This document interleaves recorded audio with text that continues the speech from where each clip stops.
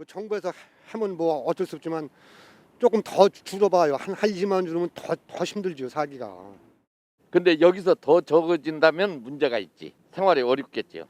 어르신들이 받는 걸 저희가 더 부담을 하게 되면 저희 쪽만 더 힘들게 되지 않을까요? 그냥 차라리 국민연금을 폐지하는 게 맞다고 생각을 합니다. 인컴이 많은 사람들 받는 것보다 인컴이 많지 않은 사람들 있잖아요. 수입이 느신 분들, 그분들에서 거두면 되죠.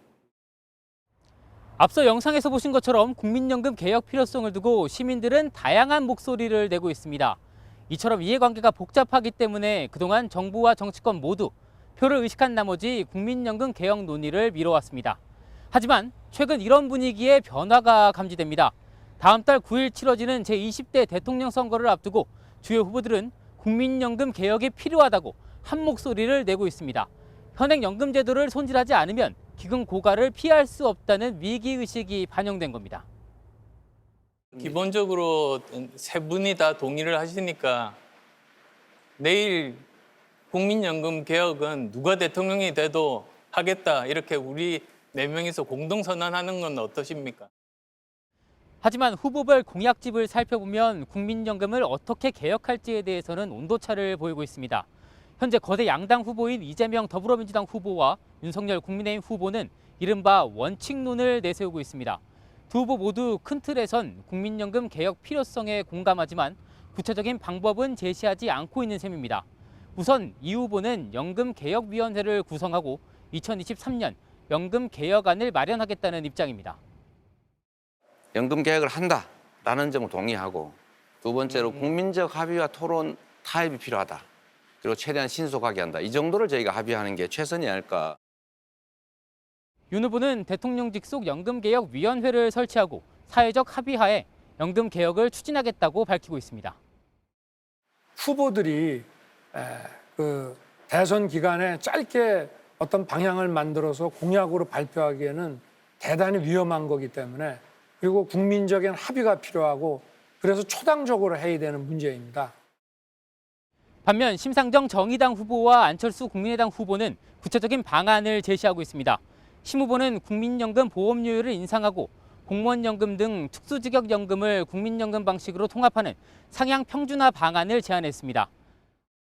국민연금의 지금 핵심이 뭐냐면은 수지 불균형도 문제인데, 그거 가지고 거의 용돈 연금 수준이기 때문에 노후 보장이 안 된다는 거예요. 안 후보는 보험료 납부율, 소득 대체율 등을 국민연금 기준으로 일반화하는 동일연금제를 내놨습니다. 근무하는 기간, 그리고 또 그동안에 낸 액수에 따라서 공무원이든 또는 회사원이든 이렇게 리타이어하고 나서는 똑같은 기준을 적용하는 겁니다. 네. 한국경제TV 문성필입니다. 네, 이렇게 대선 후보들이 연금 개혁에 합의를 한 것은 국민연금 고갈 속도가 점점 빨라지면서 미래 세대의 부담도 커지기 때문입니다. 이대로 두면 국민연금이 오는 2042년에 적자로 돌아서고 2057년에는 기금이 바닥난다는 게 정부 예측입니다. 정재홍 기자입니다. 지난해 10월 기준 국민연금 전체 가입자 수는 2,215만 명, 연금 수급자는 569만 명입니다. 현재는 젊은 사람 4-5명이 노인 1명을 부양하는 셈입니다. 하지만 저출산 고령화로 앞으로 20년 뒤면 처음으로 연금을 받는 노인이 더 많아지게 됩니다. 이후 이 격차는 더 벌어져 가입자 100명당 부양해야 할 연금 수급자는 현재 19명에서 2060년 125명까지 늘어날 전망입니다. 젊은 사람 1명이 노인 1.2명을 부양해야 한다는 의미입니다. 이처럼 돈을 내는 사람은 줄고 받는 사람은 늘면서 950조 원가량 쌓인 국민연금 기금은 빠르게 고갈되고 있습니다. 정부가 분석한 자료에 따르면 국민연금은 2041년 정점을 기록한 뒤 2042년부터 급격히 감소를 시작해 2057년 완전히 바닥나게 됩니다. 이 시기는 점점 더 앞당겨질 것으로 예상이 되고 있습니다. 국회는 이 시기가 2년 더 빠르게 다가올 것이라고 예측을 하고 있습니다. 이렇게 되면 2055년부터 수급 자격이 생기는 1990년생은 연금을 한 푼도 받지 못하게 되는 겁니다. 하지만 국민연금 개혁 논의는 2007년 소득 대체율을 60%에서 40%로 인하한 뒤 15년째 허송 세월입니다. 이번 정부에서 추진한 제도 개혁은 문재인 대통령이 국민 눈높이에 맞지 않는다는 이유로 퇴짜를 놓은 뒤 자취를 감췄습니다. 그대로 놔두면 시한폭탄이다. 언제 터질지 정해져 있는 시한폭탄입니다. 시한폭탄을 옆에 두고 살면서 터지는 시점이 정해져 있는데 당장 터지지 않는다고 다 나 몰라라 하는 거죠. 지난 5년간 국민연금 개혁을 방치하면서 미래 세대가 추가로 부담해야 할 금액은 최소 15조 원 증가한 것으로 분석되고 있습니다. 한국경제TV 정재홍입니다. 네, 관련해서 취재기자와 더 자세한 얘기 나눠보겠습니다. 정치경제부 조현석 기자 나와 있습니다. 예, 조 기자, 우리 국민연금이 세계 2위 규모고 지난해에는 100조 원가량의 수익을 냈다. 이런 기사도 또 전해졌었는데 이게 기금이 고갈된다는 게 사실 실감이 안 납니다. 네, 국민연금 적립금은 950조 원가량 됩니다. 네. 이걸 주식과 채권, 부동산에 투자해서 연평균 6.7% 정도의 수익을 내고 있습니다. 네. 그런데 이 수익 등으로 늘어나는 돈보다 저출산, 고령화로 빠져나가는 돈이 더 많다 보니까 기금 고갈은 사실 시간 문제일 뿐입니다. 예, 사실 이 부분이 문제로 또 많이 지적이 되고 있는 상황인데 그럼 우리나라 저출산 고령화 현상 지금 얼마나 심각합니까? 네, 우리나라 여성 한 명이 평생 동안 낳을 것으로 예상되는 자녀 수 합계 출산율이 지난해 0.81명입니다. 예. OECD 38개 회원국 가운데 꼴찌입니다. OECD 평균이 1.61명이니까 절반 수준까지 떨어진 겁니다. 예. 반면 고령화 속도는 세계 1위입니다. 우리나라는 2025년에 초고령화 사회로 들어서는데 고령화 사회에서 이 초고령화 사회까지 가는데 24년 걸렸습니다. 일본이 고령화 속도가 빨랐다고 하는데 우리는 이런 일본을 추월한 셈입니다. 우리나라 기대 수명이 꾸준히 증가하는 것도 한 요인입니다. 통계청 자료를 보면 우리나라 2070년 기대 수명은 91.2세나 됩니다. 이런 경제, 사회적 요인 외에 기금 설계에도 문제가 있는데요. 관련한 내용은 김보미 기자가 자세하게 설명드리겠습니다. 현재 국민연금 가입자는 소득의 9%를 보험료로 내면 40년 가입 기간 기준으로 봤을 때 생애 평균 소득의 40%를 매달 연금으로 받도록 되어 있습니다. 내가 국민연금에 낸 돈보다 평균 1.88배, 약 2배가량을 나중에 다시 국민연금으로 받아가는 구조입니다. 자, 여기에 돈 뭉치가 쌓여 있습니다. 그런데 여기에서요, 매번 새로 들어오는 돈보다 빠져나가는 돈이 더 많다면 어떻게 될까요? 언젠간 이렇게 고갈이 되겠죠. 국민연금 기금이 지금 이런 구조로 운영되고 있는 겁니다. 도대체 어디에서부터 잘못됐던 걸까요? 과거로 돌아가 보겠습니다. 국민연금 제도가 도입됐던 1988년 당시 기사인데요. 이 국민연금 지급 한도 인상, 수령 최고 한도액은 최종 보수 월액의 70%라는 내용이 눈에 띕니다. 월 수입의 3%를 보험료로 내면 나중에 생애 평균 소득의 70%를 연금으로 돌려주겠다는 장밋빛 청사진을 제시했던 겁니다.